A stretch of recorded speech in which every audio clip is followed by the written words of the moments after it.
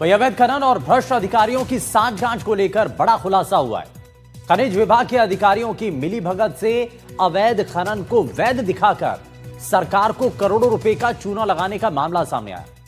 अब एसीबी ने इस मामले में बड़ा एक्शन लिया और भ्रष्टाचार निरोधक ब्यूरो ने खनिज विभाग के अधिकारियों, कर्मचारियों, क्रशर मालिकों और रॉयल्टी ठेकेदारों के खिलाफ मामला दर्ज किया।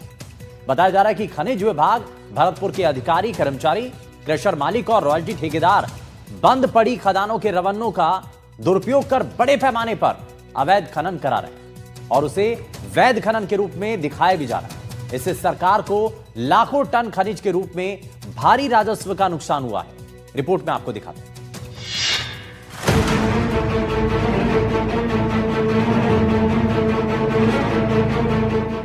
अवैध खनन को वैध दिखाया, सरकार को करोड़ों का चूना लगाया, खनिज विभाग की लापरवाही भारी, भ्रष्टाचारियों पर अब एक्शन की बारी।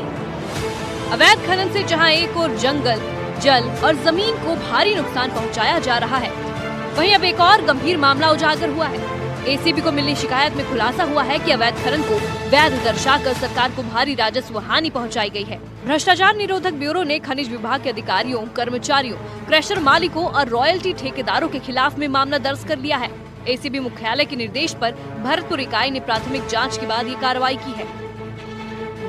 एसीबी को मिली शिकायत में आरोप लगाया गया था कि खनिज विभाग भरतपुर के अधिकारी, कर्मचारी, क्रशर मालिक और रॉयल्टी ठेकेदार बंद पड़ी खदानों के रवन्नों का दुरुपयोग करके बड़े पैमाने पर अवैध खनन करवा रहे हैं और उसे वैध खनन के रूप में दर्शाया जा रहा है। इससे सरकार को लाखों टन खनिज के रूप में भारी राजस्व नुकसान हुआ है।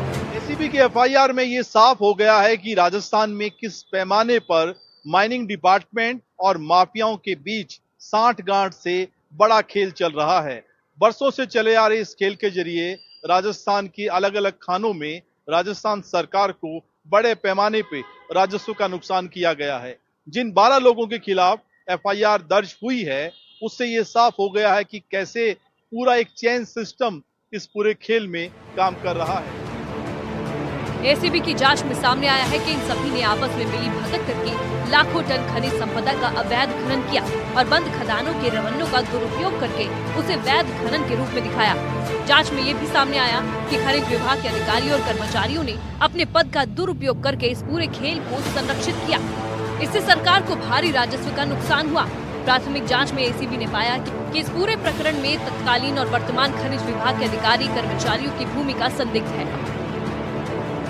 आरोपियों में तत्कालीन खनिज अभियंता भरतपुर और वर्तमान में कोटा पदस्थ रामनिवास मंगल, खनिज कार्यदेशक द्वितीय वीरेंद्र कुमार, तत्कालीन खनिज अभियंता राजेंद्र सिंह, तत्कालीन सर्वेयर संजू सिंह और तत्कालीन कार्यदेशक प्रथम भीम सिंह शामिल हैं।